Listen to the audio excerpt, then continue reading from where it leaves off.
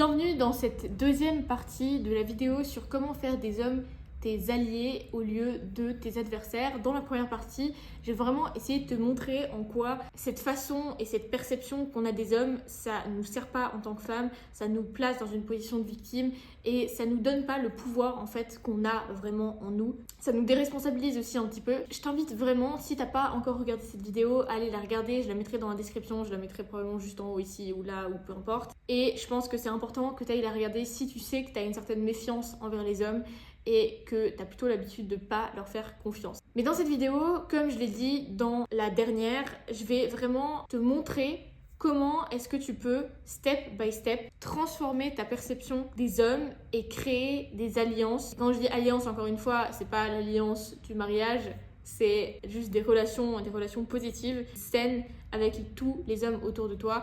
Et aussi, ce que je veux dire ici, c'est que quand je parle de relations avec les hommes, c'est pas que tes relations romantiques, c'est aussi tes relations familiales, c'est aussi tes relations amicales, c'est aussi parfois même tes relations professionnelles, dépendant des contextes. Et c'est même les petites relations insignifiantes finalement de tous les jours quand tu vas au supermarché, quand tu vas chez le garagiste, quand tu vas à la banque ou peu importe. Parce que quand tu fais des hommes tes alliés et non tes adversaires, je peux te garantir qu'il y a tout qui change. Et si tu veux savoir ce qui se change exactement et pourquoi est-ce que probablement maintenant ta méfiance elle te sert pas, encore une fois, va voir la première partie de vidéo. Bien, donc quelle est la première étape pour changer cette perception et enfin créer des relations qui te comblent vraiment avec les hommes? La première étape, c'est de reprogrammer tes croyances sur les hommes et sur le masculin. Et pour ça, la méthode la plus efficace, c'est d'abord de noter tes croyances actuelles. Et peut-être que pour toi, c'est pas des croyances, mais c'est des faits. Donc dis-toi, qu'est-ce que les hommes sont pour toi ? Qu'est-ce que tu crois sur eux? Toi, comment est-ce que tu les perçois? Parce que parfois, les croyances, quand on les a et quand elles sont vraiment ancrées depuis longtemps, ça devient des faits pour nous. Et donc, note tous les faits que tu as remarqués ou que tu penses ou que tu crois être vrais sur les hommes. Et peut-être qu'ils le sont, mais peut-être pas tous. Et ensuite, le but, c'est de remplacer les affirmations que tu vas voir comme finalement peut-être un peu négatives, comme peut-être les hommes sont inutiles et pour la plupart méchants, imaginons que tu as ça comme croyance, de la transformer en une croyance qui soit plus positive. Et pour ça, il y a plusieurs façons de faire, mais ce qui est important déjà, c'est d'identifier ces croyances-là et de pouvoir les mettre sur papier ou quelque part, vraiment les extérioriser d'une manière ou d'une autre pour pouvoir prendre le recul nécessaire par rapport à ces dernières. Parce que quand elles restent dans ta tête, c'est très difficile en fait de faire la séparation et de prendre du recul de toi-même vis-à-vis de toi-même. Enfin, je sais pas si tu vois ce que je veux dire. Donc très important de pouvoir les exprimer, les mettre sur papier et trouver là où ça croche ou du moins là où on pourrait trouver quelque chose qui est peut-être à l'origine des tensions et des incompréhensions que tu as l'impression de vivre constamment avec les hommes. La deuxième étape, et c'est une étape qui est difficile et qui prend du temps, enfin qui est peut-être pas difficile mais du moins qui prend du temps parce que c'est une habitude à créer, c'est d'apprendre à recevoir sans culpabilité. Ce que je veux dire par là, c'est qu'il y a beaucoup de femmes, je le vois chez mes clientes, je le vois autour de moi, je le vois même chez moi encore parfois, qui ont du mal à accepter qu'un homme donne, aide ou contribue finalement sans qu'il y ait un agenda caché un petit peu derrière, qu'il y ait une mauvaise intention derrière. Alors que la plupart du temps, il n'y a pas de mauvaise intention. C'est juste une volonté d'aider, de pourvoyer finalement, de pourvoir, je sais pas exactement quel est le terme en français. Et en fait, on va vraiment avoir beaucoup de peine à recevoir ça, même quand ça vient de personnes, d'hommes qui sont très proches de nous, que ce soit des membres de notre famille, notre compagnon, ou peu importe, parce qu'on va penser que c'est un signe de faiblesse, que ça diminue notre indépendance, ou que ils vont penser que du coup, on est faible et qu'on n'arrive pas à le faire toute seule. Et le deuxième élément de cette capacité à recevoir, c'est le fait de, quand on va accepter de recevoir, on va très souvent ressentir une sorte de culpabilité ou de sentiment de redevance. Je sais pas si ça se dit non plus, mais d'avoir l'impression de devoir quelque chose du coup à la personne, de devoir lui rendre le service qu'il nous a donné, sinon quoi, on lui est redevable pour encore des années et des années. Alors même que c'est pas le cas, et je pense que vraiment c'est quelque chose qu'on a à travailler autant les hommes que les femmes, mais de arrêter de corréler la notion de donner ou de rendre un service au fait que du coup on devrait attendre de recevoir quelque chose en retour, que ce soit en un autre service ou ou en rendement quelconque. Enfin, c'est peut-être pas le bon terme, mais tu vois ce que je veux dire.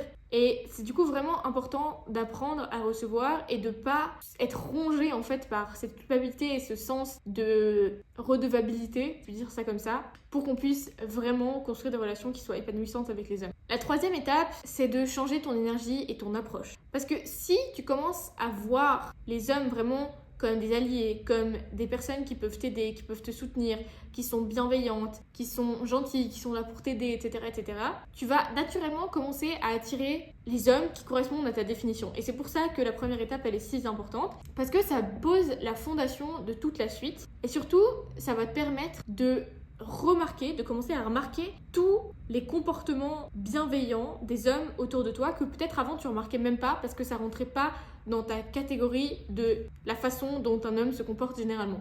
Et du coup, tu le remarquais même pas.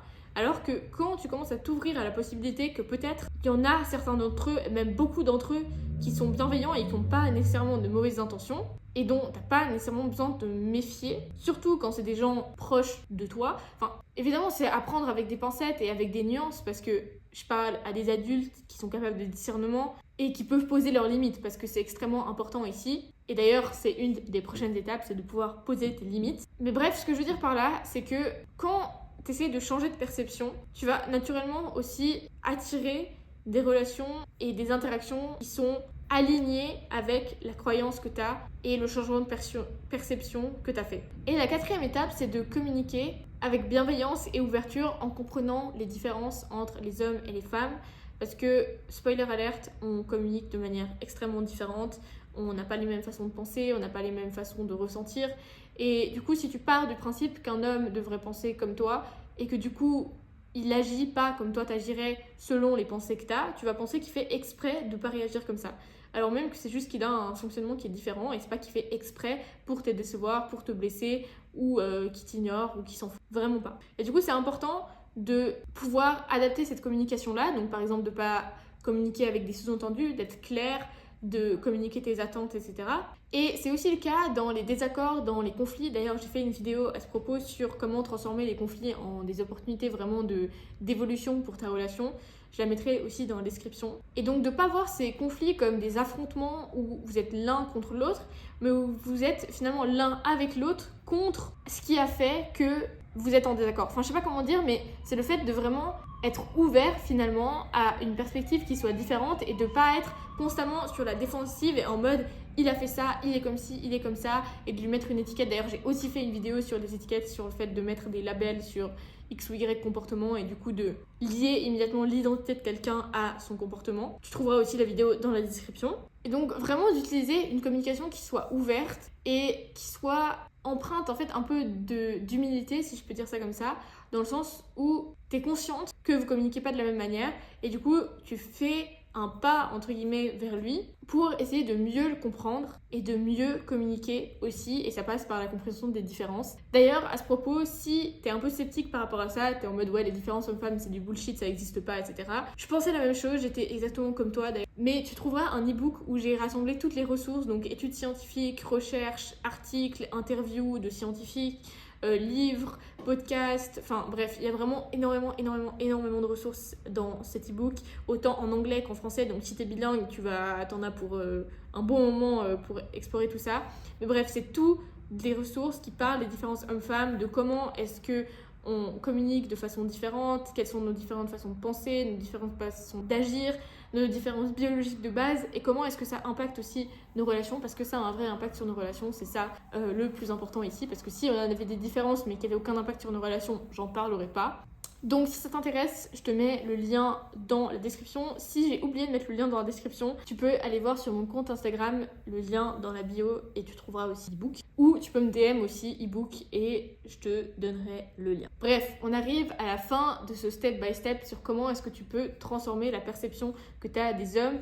Donc la première étape, c'est de reprogrammer tes croyances sur les hommes. La deuxième étape, c'est d'apprendre à recevoir sans pour autant culpabiliser ou te sentir redevable. La quatrième étape, c'est de réussir à poser tes limites clairement, donc à mettre un stop quand ça va trop loin, à mettre un stop quand on dépasse tes limites, quand on va trop loin et quand tu te sens plus à l'aise dans une relation, dans une dynamique, etc. de réussir à exprimer tes besoins justement. Parce que le but, c'est pas juste de te soumettre et de ne plus jamais t'exprimer et d'accepter sous couvert que oui, les différences hommes-femmes, c'est pas du tout ce que j'essaie de dire. Ce que j'essaie juste de dire ici, c'est que c'est plus facile quand on voit pas tous les hommes comme des menaces et des dangers, et c'est pas pour autant qu'on doit mettre de côté nos limites, accepter tout et n'importe quoi. Quatrième étape, c'est changer ton énergie et ton approche, donc ça c'est en lien avec la première. Et la cinquième, c'est de communiquer avec bienveillance et de comprendre les différences qu'il y a entre les hommes et les femmes à ce propos. D'ailleurs, si le sujet des différences entre les hommes et les femmes dans notre façon de communiquer t'intéresse, mets-moi un petit commentaire, comme ça je saurai. Et si la vidéo t'a plu jusque-là, mets un petit pouce en l'air et abonne-toi pour ne pas rater les prochaines, parce qu'il y en a beaucoup qui vont arriver et sur des sujets qui pour le coup sont vraiment intéressants. Enfin en tout cas je sais qu'il y a quelques années j'aurais bien aimé tomber sur ces vidéos-là en français, parce que j'ai l'impression que dans la sphère francophone il n'y a quasi aucune vidéo qui parle de ça. D'ailleurs, même les recherches scientifiques sur les différences hommes-femmes sont un peu mises sous silence parce que c'est devenu presque tabou. Alors même que pour moi, c'est vraiment quelque chose qui peut enrichir nos relations, qui peut nous aider à construire des relations qui soient beaucoup plus épanouissantes et qui nous mettent pas en conflit les uns contre les autres. Parce que je pense que c'est vraiment pas ça qui va nous faire avancer en tant qu'humanité déjà en général.